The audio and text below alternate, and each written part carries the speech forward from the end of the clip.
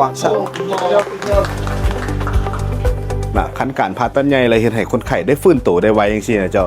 เป็นสิ่งที่ดีหลายนะอันนี้เป็นสิ่งที่ดีแล้วก็เป็นสิ่งใหม่สำหรับห้องหมอพวกเขาหลายนะในการผ่าตัดและให้คนเจ็บได้ย่างไว้ได้ลุกมานั่งมาอย่างไว้เป็นสิ่งที่ดีหลายตัวนี้นะพวกเขาก็ยังมีข้อจำกัดเรื่องนี้หลายอย่าง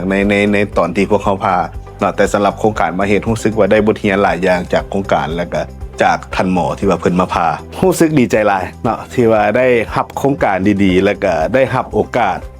จากโครงการเข้ามาช่วยประชาชนลาวเนาะรู้สึกดีใจหลายตัวนี้ขอขอบใจสุดใจเลยเนาะที่ว่าโครงการได้มาช่วยประเทศลาวเนาะช่วยประชาชนลาว